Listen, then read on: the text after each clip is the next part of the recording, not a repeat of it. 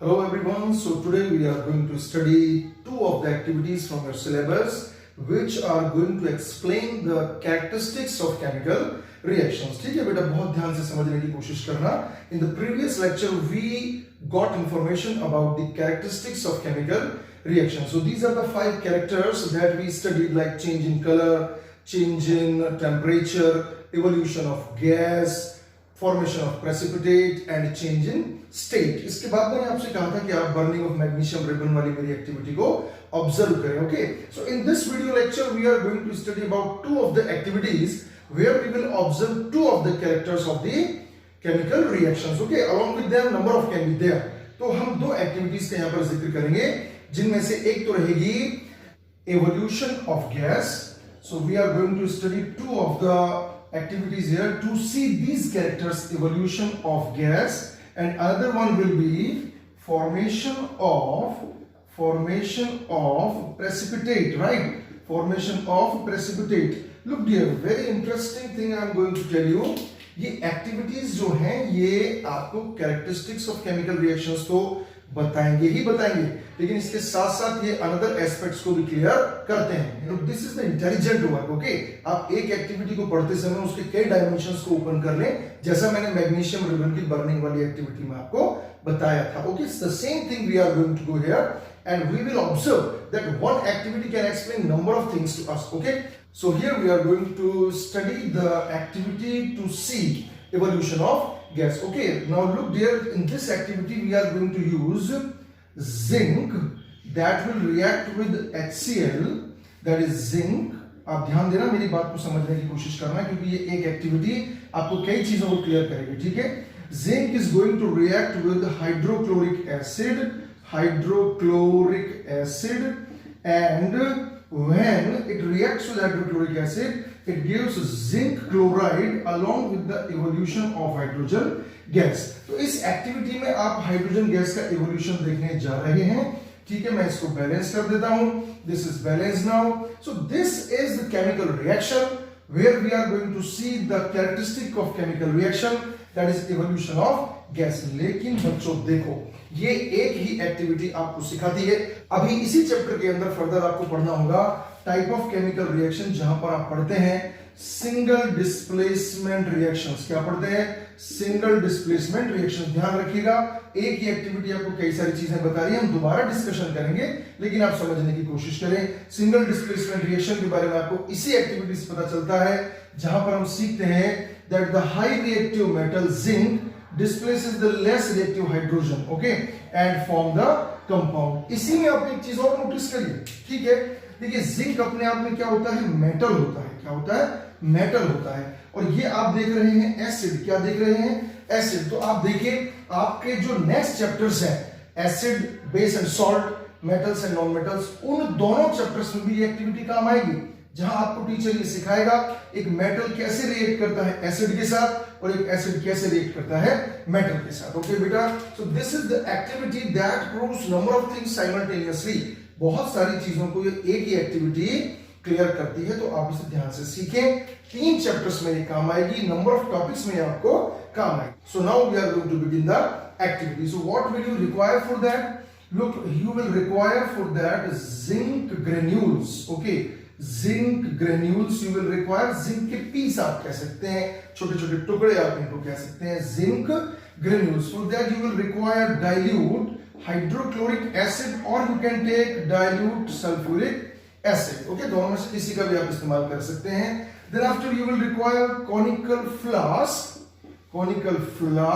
or you can take test tube as well. इनमें से किसी का भी इस्तेमाल आप कर सकते हैं. ठीक है, दोनों ही सिमिलर बातें, डिपेंड करता है आपके पास क्या क्या चीजें अवेलेबल हैं और किसको आप परफॉर्म करने जा रहे हैं. ठीक है, ध्यान रखिएगा, all the activities should be performed और observed under the guidance of your teacher. Okay, teacher should be there because chemicals are very dangerous. Okay, so you require zinc granules, थोड़ी देर पहले मैंने रिएक्शन में भी शो किया था. Dilute HCl और कॉनिकल फ्लास्क, या फिर आपको टेस्ट ट्यूब इसके अंदर चाहिए होगा.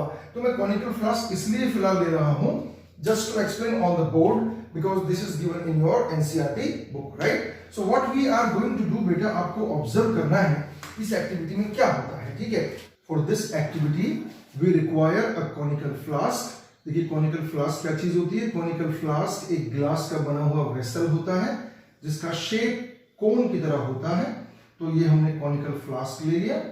इस कॉनिकल फ्लास्क के अंदर हम लेंगे फ्यू पीसेस ऑफ जिंक। क्या लेंगे? फ्यू पीसेस ऑफ जिंक लेंगे। बेटा आप देखो यहीं से एक्टिविटी स्टार्ट होती है। So these are the zinc granules, zinc pieces और जिंक ग्रेन्यूल्स। ध्यान रखिएगा जिंक अपने आप में क्या होता है? मेटल होता है, ठीक है ना। तो we take zinc granules. Okay, after that we try to add some amount of dilute HCl to it. Okay, dilute HCl to it. What we are going to add here? Dilute HCl, or you may take dilute H2SO for dilute hydrochloric acid या फिर dilute sulfuric acid, ठीक है ना। तो ये दोनों ही अपने आप में क्या है बेटा? एसिड है, ठीक है ना। जैसे ही आप इसके अंदर एसिड को ऐड करते हैं, look at the observations. Okay, what observations you find? You find that bubbles have started forming. Bubbles बनने लग गए हैं। क्या बनने लगे हैं? बबल्स बनने लगे हैं। तो बबल बनने का मतलब क्या हो जाता है? कोई ना कोई गैस इवॉल्व हो रही है, ठीक है ना। तो this gas will come out by the mouth of the conical flask, ठीक है ना। This is conical flask. Conical flask, इस कॉनिकल फ्लास्क के माउथ से ये गैस निकलना शुरू हो जाती है। कौन सी गैस है इसका डिटेक्शन तो हम बाद में करेंगे, ठीक है। लेकिन हमारे पास क्या आया? Characteristic of chemical reaction, evolution of gas. Gas का इवोल्यूशन हमने देखा इन फॉर्म ऑफ बबल्स देखा। ये आपको इन फॉर्म ऑफ फ्यूम्स भी देखने को मिल सकता है, ठीक है। इसके साथ ही साथ ये ऑब्जर्वेशन भी आपके सामने आएगा। Additionally if you try to touch this flask under the supervision of your teacher, it is found to be hot. ये गर्म नजर आता है, ठीक है ना। इसका मतलब चेंज इन टेम्परेचर भी आपको देखने को मिला। तो एक ही एक्टिविटी आपको इवोल्यूशन ऑफ गैस भी बता रही है और चेंज इन टेम्परेचर भी आपको बता रही है, ठीक है। इसके अंदर जो ये जिंक के ग्रेन्यूल्स हैं, जिंक के ग्रेन्यूल्स का कलर आपने थोड़ी देर पहले देखा था, ग्रे जैसा होता है। ये कलर भी चेंज होने लग जाएगा। तो the one activity explains you about the different aspects of the characteristics of chemical reactions as well as a reaction of metal with acid और reaction of an acid with metal. So अगले 2-3 chapters में आपको काम में आने वाली है। तो देखिए इस एक्टिविटी के अंदर क्या हुआ? जब जिंक मेटल ने रिएक्शन किया किसके साथ? हाइड्रोक्लोरिक एसिड के साथ या डाइल्यूट सल्फ्यूरिक एसिड के साथ, तो हमने इवोल्यूशन ऑफ गैस देखा इन फॉर्म ऑफ बबल्स देखा। हमने टच करने की कोशिश की फ्लास्क को, तो it is found to be hot, ये गर्म हो जाता है। साथ ही साथ यहाँ पर एक इंटरेस्टिंग चीज मैं आपको बताता हूँ, very very interesting. If you want to detect this gas, अगर आप इस गैस को डिटेक्ट करना चाहते हैं तो देखिए क्या कर सकते हैं आप। If you bring a burning match stick near the mouth of the conical flask, it Burns with a pop sound. This gas Burns with a pop sound. Just you watch this video and hear the sound, what kind of sound is coming when it burns. Okay, so you observe this video. Did you hear the pop? So you hear the pop sound. Okay, what is the pop sound? In fact, pop sound is the popcorn sound. What kind of sound? You all know about the popcorn. जब popcorn को सेका जाता है, जब उसकी सिकाई की जाती है उसको बनाने के लिए, तो जो साउंड उसमें क्रिएट होता है पॉप पॉप, वो ही पॉप साउंड कहलाता है। तो अगर किसी गैस को बर्न करने पर पॉप साउंड आ जाए, that gas is found to be hydrogen gas. Which gas? Hydrogen gas. Okay, so now I can write that equation again that we had earlier. What is happening in this? In this activity, zinc reacts with HCl. It gives ZnCl2 plus H2. Okay, मतलब zinc ने react किया HCl के साथ और बनाया zinc chloride along with the evolution of hydrogen gas. Okay, so we balance it. अगर इसकी जगह आपने H2SO4 लिया होता तो रिएक्शन क्या होती?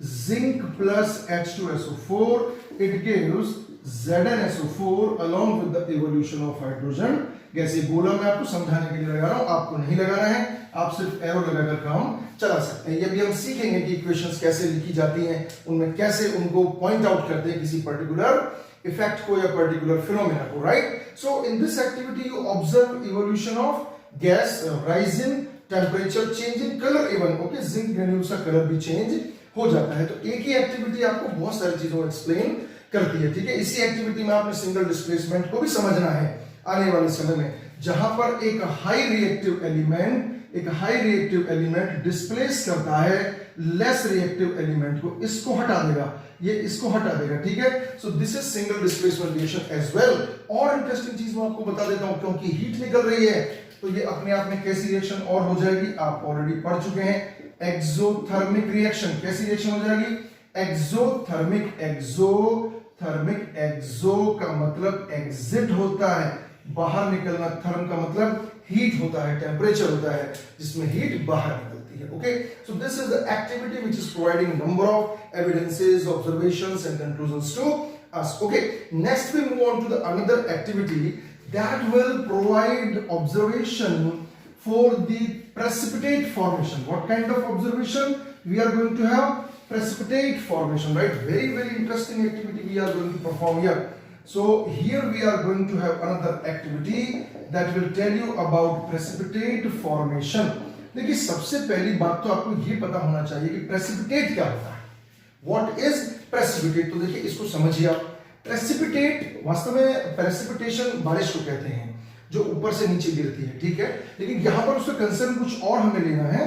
अगर एक्टिविटी परफॉर्म करते समय टेस्ट ट्यूब के बॉटम में कोई सॉलिड और सेमी सॉलिड सब्सटेंस आकर टेस्ट ट्यूब के बॉटम में सेटल डाउन हो जाए, नीचे सेटल डाउन हो जाए, तो उस स्ट्रक्चर को हम क्या बोलते हैं, प्रेसिपिटेट बोलते हैं बेटा। क्या बोलते हैं, precipitate. So we are going to observe here another activity, very interesting and beautiful to observe, the formation of precipitate। color change भी आपको इसमें देखने को मिलेगा। So what do you require for that activity? You require for that activity 2 test tubes। क्या चाहिए होते हैं आपको, 2 test tubes आपको चाहिए होते हैं। आपको चाहिए होता है लेड नाइट्रेट का सॉल्यूशन। क्या चाहिए होता है, लेड नाइट्रेट का सॉल्यूशन। कलरलेस होता है, कैसा होता है, कलरलेस होता है, ध्यान रखेंगे आप इस बात को। Thereafter you require potassium iodide solution, aqueous solution। ये भी कलरलेस होता है। कैसा होता है, कलरलेस होता है। इसका मतलब इन दोनों के अंदर कोई भी कलर नहीं है, तो ये बात आप ध्यान में रखेंगे, ठीक है ना। अभी देखिए हम इसे कैसे परफॉर्म करेंगे, ठीक है ना। तो very important activity what you observe there, we see that when we take 2 test tubes, suppose this is the test tube 1 and this is another test tube 2।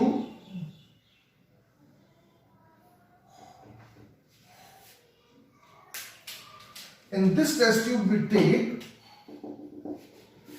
lead nitrate solution। What kind of solution, lead nitrate solution, which is colorless। Just see the effect। And in this test tube we take potassium iodide solution, which is again colorless। ध्यान रखिएगा, lead nitrate solution colorless and potassium iodide solution colorless।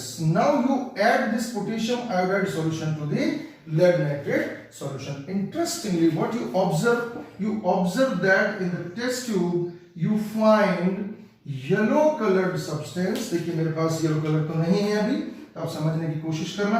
In the bottom of the test tube we find yellow colored PPT, precipitate of lead iodide। किसका, lead iodide का।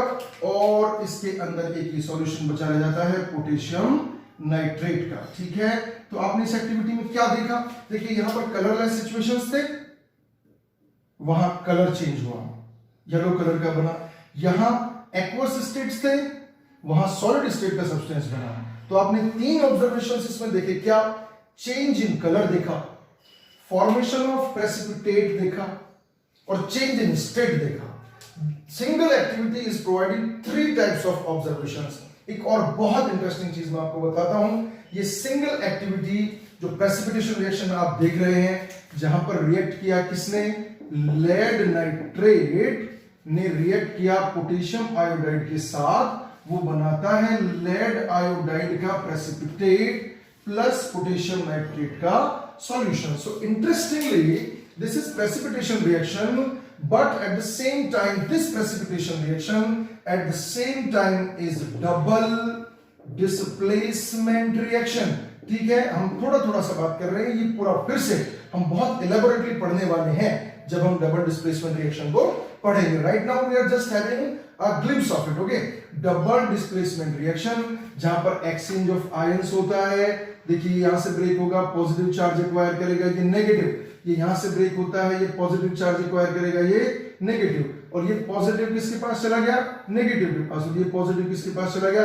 Negative के पास. Okay, इतना तो आप जानते ही होंगे 9th क्लास में कौन सा चार्ज किसके पास जाता है. You can observe there. Okay, so if I ask you that balance it, so you just balance it. अभी हमें सीखना है कि बैलेंसिंग कैसे की जाती है. फिलहाल आप डायरेक्टली इस काम को समझ लीजिए. Okay, so this is the activity which is providing you 3 observation, mainly formation of precipitate, simultaneously color change, and then after we see the change in state. So the same one activity, single activity is providing you the evidence of number of aspects, but especially formation of precipitate. So today we had discussion about the 2 of the activities. Along with them, number of dimensions opening with those 2 activities. आप इसको पढ़िए, समझने की कोशिश करिए, खुद notes prepare करने की कोशिश करिए. If you have any kind of doubt you can ask me. Okay, keep studying. Thank you.